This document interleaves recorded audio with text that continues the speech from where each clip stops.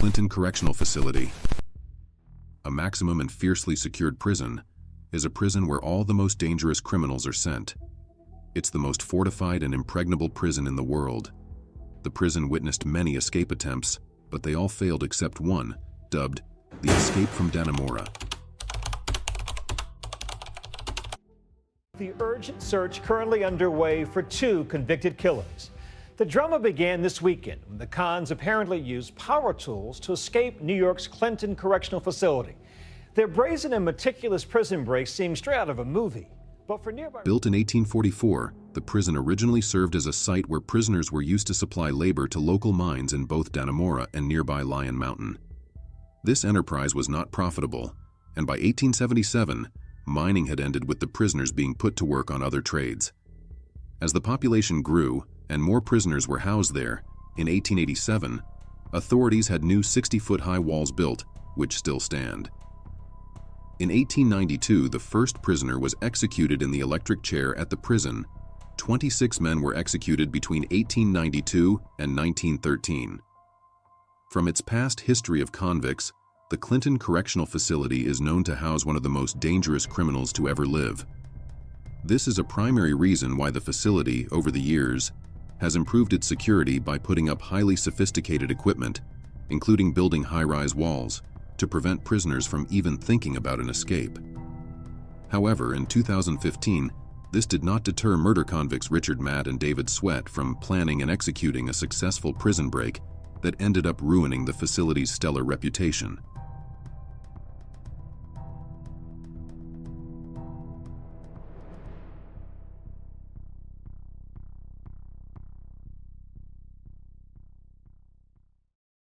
The Inmates. The cold-blooded killer we've seen over the past 3 weeks. One of Matt's childhood friends says Rick, as he called him, was no angel, but that at times he appeared thoughtful and even remorseful for his crimes.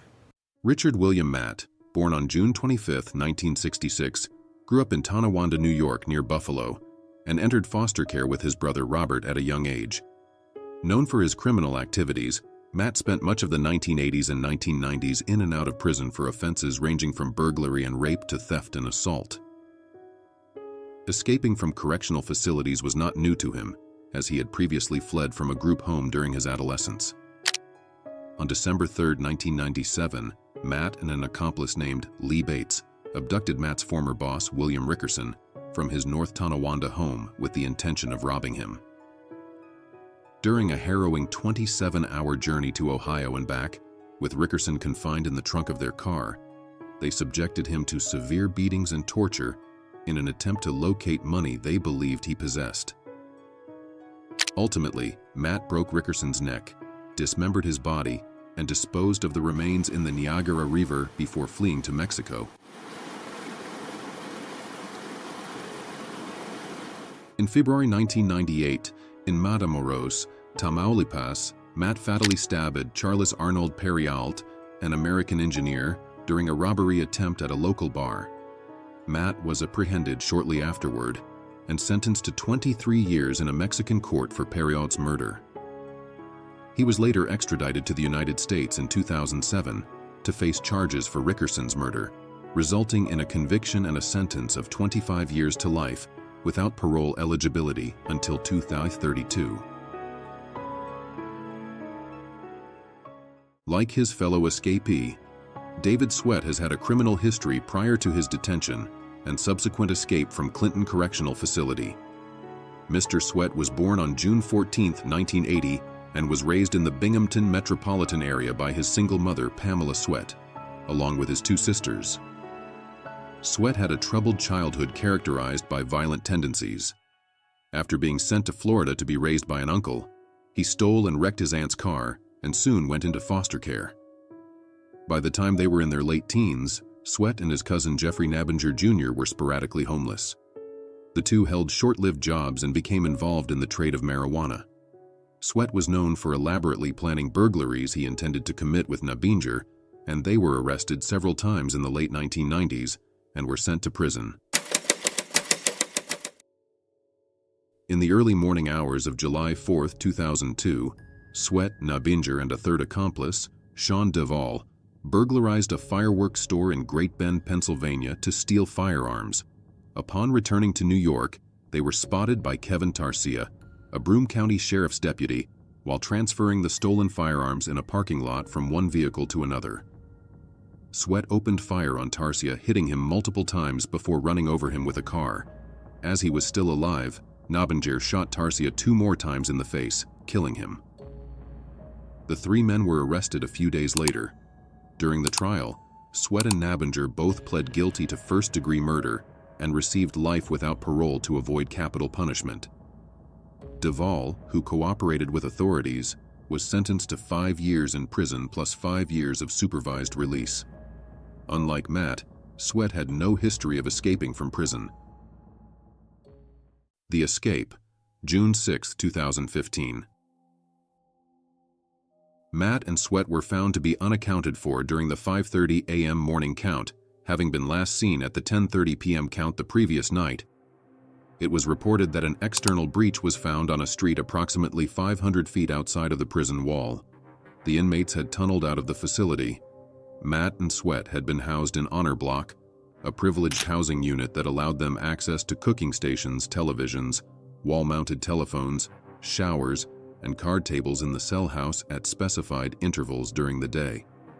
According to news reports, the escapees used tools from contractors to cut their escape tunnel during the nights and return them to their toolboxes afterwards.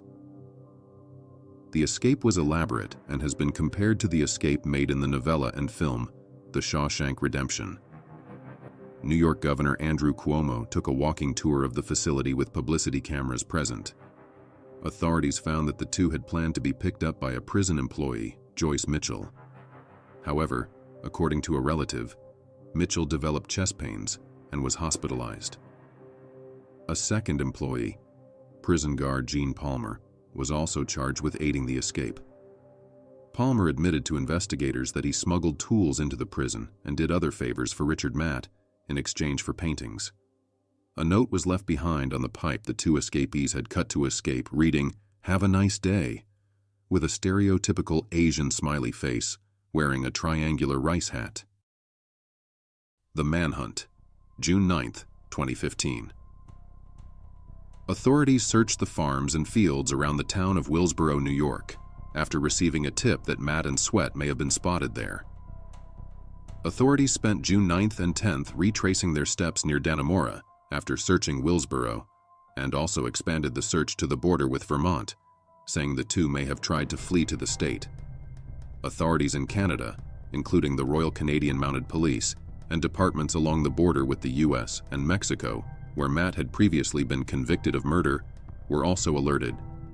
The FBI, U.S. Customs and Border Protection, the Bureau of Alcohol, Tobacco, Firearms and Explosives, state and local police, and the New York State Forest Rangers were all involved in the search. The search was being led by the local police and the United States Marshals Service working with prison officials. A stretch of nearby New York State Route 374 was closed until further notice on June 11th. School classes were canceled in Dannemora and Saranac. Later that day, the number of officers present in the area near the prison was increased to more than 500, from the initial estimate of between 300 and 400. That afternoon, bloodhounds picked up a scent, and authorities discovered a footprint and a wrapper. Police began methodically searching a wooded area near the nearby town of Cadyville until nightfall. Police, however, said this was not a lead that produced definite evidence that the escapees were still in that area. Areas of the more populous nearby city of Plattsburgh and parts of Lake Champlain had also been searched, and billboards asking for help were put up in New York, New Jersey, Massachusetts, Vermont, Pennsylvania, and along the Canada-U.S. border. June 12th. They could be literally anywhere. We're leaving no stone unturned. They are dangerous, and we want to make sure that they don't inflict any more pain or any more harm. The 7th day of the search, there were still no confirmed sightings of the escapees. Later that day, prison worker Joyce Mitchell was arrested and charged with aiding the escapees. On June 13th, the search included helicopters, all-terrain vehicles, and search dogs. However, bad weather conditions, including rain, hampered search efforts. On June 20th, The search continued in Allegheny County in western New York, based on a sighting of the escapees in the town of Friendship. On June 22nd, the search shifted back to an area near the prison after a cabin near Owl's Head in Franklin County appeared to have been broken into. DNA from the inmates was found in the cabin, and investigators concluded that they had been there within the previous 24 hours. In the days after the escape, some prisoners reported having been beaten by guards in an attempt to obtain information as to the whereabouts and plans of the escaped inmates.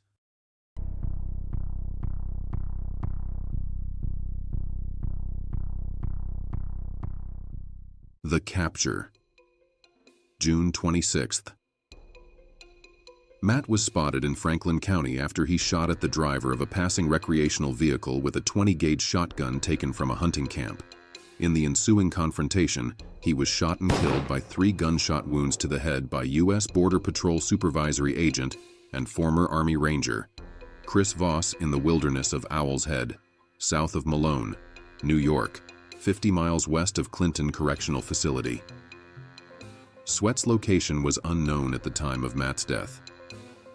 2 days later, New York State Trooper Sergeant J. Cook passed Sweat as he walked along the road.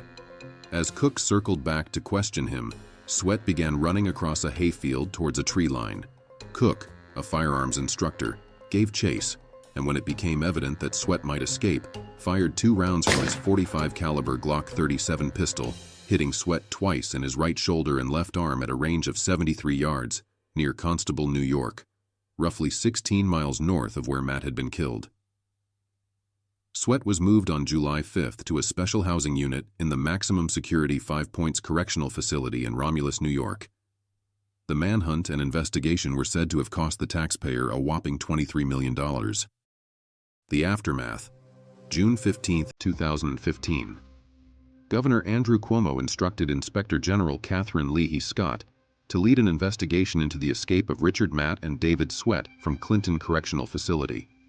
The investigation aimed to uncover all factors contributing to the escape and suggest reforms to prevent similar incidents. The next day, Joyce Mitchell confessed to providing tools to the inmates and initially agreeing to be their getaway driver before backing out due to guilt. Mitchell also revealed discussions about a potential murder-for-hire deal involving her husband. Despite her confession, Mitchell waived a preliminary hearing. Further revelations emerged, indicating Matt's intention to kill Mitchell's husband, though she ultimately did not go through with the plan. Mitchell's husband was not involved in the breakout and cooperated with authorities. The manhunt expanded beyond the initially searched area, leading to the discovery of Matt, who had fallen ill from consuming spoiled food or dirty water. Sweat, upon capture, admitted to practicing the escape and revealed instances where they narrowly avoided detection. Matt's autopsy confirmed his cause of death as gunshot wounds, with traces of alcohol in his system. Sweat pleaded guilty to escape charges and was sentenced accordingly, with additional measures authorized for force-feeding and medical treatment. Mitchell and Gene Palmer, another implicated individual, also faced legal consequences. The Inspector General's report, released in June 2016, criticized systemic failures within the Department of Corrections and Community Supervision for enabling the escape. It highlighted the failures of numerous correctional employees, but resulted in limited criminal charges against them, with most facing administrative penalties or retirement.